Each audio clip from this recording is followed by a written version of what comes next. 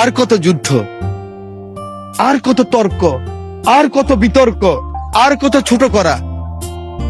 এই সংসদটাকে আসুন না সকলে মিলে, সকলের সংসদ, আকাঙ্ক্ষার সংসদ, বাংলাদেশের 16 কোটি 17 কোটি মানুষ যে সংসদ চায়। আমি এখানে যত কথাই বলি, আমি মনে করি আপনাকে ঘায়েল করেছি, আপনি মনে করেন আমাকে ঘায়েল করেছেন, কিন্তু বাংলার কৃষক, বাংলার শ্রমিক, বাংলার জেলে সে কিন্তু বোঝে আমার কথা সঠিক না আপনার কথা সঠিক। পরের জন্য যুদ্ধ করেছি অনেক, এবার তোমার আর আমার যুদ্ধ। যদি বলো এত যুদ্ধ করে কি পেয়েছি? টিউনিশিয়ায় পেয়েছি জয়, উগান্ডায় পেয়েছি জনগণের ভালোবাসা, আর প্রতিবেশী বার্মায় পেলাম ঘরে ফেরার তাগাদা। আমি যেন সেই বাতিওয়ালা যে পথ পথ রাস্তায় বাতি জ্বালিয়ে ফিরি, অথচ যার নিজের ঘরে জমে থাকে দুঃস্ব অন্ধকার। এই অন্ধকার তো আমরা কাটাতে চাই, এই অমনুষ্য থেকে বের হতে চাই। আমার হাতে তো এখনো রক্তের দাগ নিয়ে লেগে আছে। এই মতিঝিলে 19 দিন ছিলাম রিমান্ডের মধ্যে। মানুষ আর এই হিংসা প্রতিহিংসা আর দেখতে চায় না। আমার মহাসচিব মহোদয় এখানে বসা আছেন, আমার মহাসচিব মহোদয়কে হেলমেট পরাই নিয়ে গেছি, নাম বলতে পারলাম না, একজন সেনাবাহিনীর প্রধানের সাথে মিটিং করার জন্য আজকের কৃষিমন্ত্রীর বাসায়। কারণ ওটা বেশি দিন নয়, 23 সালের কথা বলছি। জীবনের বাজি নিয়েই কথাগুলি করেছি আমরা। আমার নেত্রী 11 আমার নেতাকে যখন নিয়ে গেল খবর পেলাম আমি, কারণ 7 দিন আগে শেষ দিন আমার দেখা হয়েছিল আমার নেতা তারেক রহমানের সাথে, বেগম খালেদা জিয়ার সাথে 111-এর পরে হাওয়া ভবনে। সেদিন ছিল ওনার শেষ দিন। খবর পেলাম ওনাকে নিয়ে গেছে, ঢুকে গিয়েছে। 196 জন এমপি ছিল এই পার্লামেন্টে, আমি ঢুকেছি। আমার নেত্রীকে দেখেছি একজন মা, তার সন্তানের জন্য কি আকুতি, কি কান্না, কি বেদনা বিধুর আমি দেখেছি। আমি সেই কথা মনে রাখতে চাই। আজকে আমরা অনেকে আছি, কিন্তু ষড়যন্ত্র বন্ধ হয়নি। জাতীয়তাবাদী নেতাদেরকে বেঁচে থাকতে হলে অনেক যুদ্ধ করতে হয়, ঐক্যবদ্ধ থাকতে হয়। আমরা সকলে আসুন একমত হই। আগামী দিনে যে চ্যালেঞ্জ আসবে, এই জাতীয়বাদী শক্তির বিরুদ্ধে আবার যে ষড়যন্ত্র আসবে, সেদিন কারাই প্রধানমন্ত্রীর জন্য জীবনের বাজি রাখতে পারবেন, বাংলাদেশের জন্য বাজি রাখতে পারবেন, সেরকম যদি একটা শক্তি সাহস থাকে, তখনই হবে সবার আগে বাংলাদেশ। তখনই হবে দিল্লি নয়, পিন্ডি নয়, অন্য কোনো দেশ নয়। জি, সময় বাড়ানো হলো আরো 4 minute. Thank you very much.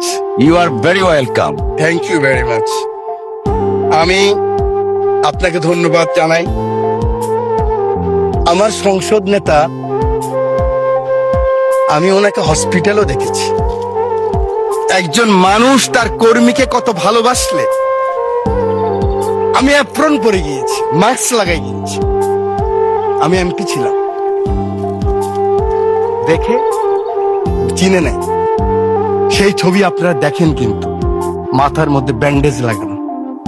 আমি মাস্ক খুললাম, অবাক হয়ে গেলেন, আপনি কেন আসছেন? আমার চোখের পানি পড়ছে, আমি পিছিয়ে আসলাম।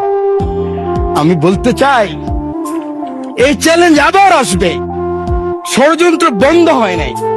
আমরা কে কত বড় হব, কোথায় যাব, কি নিব, কি হব, সেটা বড় কথা নয়। বড় কথা হলো এই চ্যালেঞ্জ গ্রহণ করতে হবে। মানে স্পিকার, আপনার মাধ্যমে পুরো হাউসকে জানাতে চাই, চিন্তা করেন তো, কথার সাথে বলতো জামাত শিবির, কথার সাথে বলতো জামাত বিএনপি, একসাথেই তো আমরা। আমার হাতে তো এখনো রক্তের দাগ নিয়ে লেগে আছে। এই মতিঝিলে 19 দিন ছিলাম রিমান্ডের মধ্যে।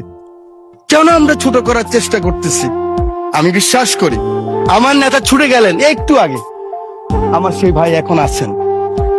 আমার নেতা তারেক রহমান ছুটে গেলেন, ওখানে গেলেন, দেখলেন। সাথে সাথে আমি মনে করি আগামী দিনে রাজনীতির জন্য সংসদের বিরোধী দলের নেতা আপনিও ছুটে যাওয়া উচিত ছিল। আমি জানি না আমার কথা কিভাবে নেবেন, যে মাননীয় সংসদ নেতা, আমি শুনেছি, আমি উপস্থিত ছিলাম, কেন ওনার পিছনে আমি ছিলাম। আপনি গিয়েছেন, উনি বলেছেন আপনার কিছু প্রয়োজন লাগলেও আমাকে বলবেন। এভাবেই রাজনীতিটাকে আমরা এগিয়ে নিতে হবে। বাংলাদেশের মানুষের আকাঙ্ক্ষা এই রাজনীতি। মানুষ আর এই হিংসা প্রতিহিংসা আর দেখতে চায় না। বক্তব্য আমি শেষ করছি।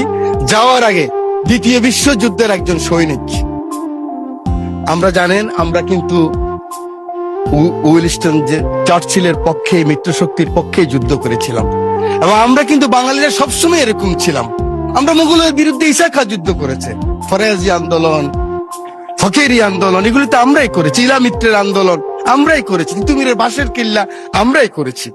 এই সৈন্য গিয়েছিল, যুদ্ধ করেছে বিভিন্ন জায়গায়। মাননীয় স্পিকার, পরে আসছে বার্মায়। বার্মায় আসার পরে নিজের দেশের কথা মনে পড়েছে। দেশের কথা মনে করার পরে মনে করলো এই বর্গী ওলন্দাজ ব্রিটিশরাই তো অত্যাচার করেছে, আবার তো সেই অবস্থাই হবে। তার স্ত্রীর কথাও মনে পড়েছে। তখন ঢাকায় কিন্তু লণ্ঠনের বাতি জ্বালতো। তো তিনি বলেছেন, পরের জন্য যুদ্ধ করেছি অনেক, পরের জন্য যুদ্ধ করেছি অনেক, এবার তোমার আর আমার যুদ্ধ। যদি বলো এত যুদ্ধ করে কি পেয়েছি? তিউনিসিয়ায় পেয়েছি জয়, উগান্ডায় পেয়েছি জনগণের ভালোবাসা, আর প্রতিবেশী বার্মায় পেলাম ঘরে ফেরার তাগাদা। আমি যেন সেই বাতিওয়ালা যে পথ্য পথ্য রাস্তায় বাতি জ্বালিয়ে ফিরি, অথচ যার নিজের ঘরে জমে থাকে দুঃস্ব অন্ধকার। এই অন্ধকার আমরা কাটাতে চাই, এই অমনুষ্য থেকে বের হতে চাই। আমরা সুন্দর, স্বাভাবিক, সকলের জন্য যে বাংলাদেশ, সেই বাংলাদেশ চাই। আমার নেতা তারেক রহমানের সবার আগে বাংলাদেশ, সেই বাংলাদেশ চাই। আমার রামগতির দায়িত্ব নেতাকে দিলাম, আমার এমপি, আমার নদী ভাঙ্গা মানুষ শহীদুদ্দিন চৌধুরীকে দিয়ে সময় নাই। সেই কারণে সকলের ভালোবাসা চেয়ে, আদর চেয়ে বক্তব্য শেষ করছি। আল্লাহ হাফেজ। বাংলাদেশ জিন্দাবাদ।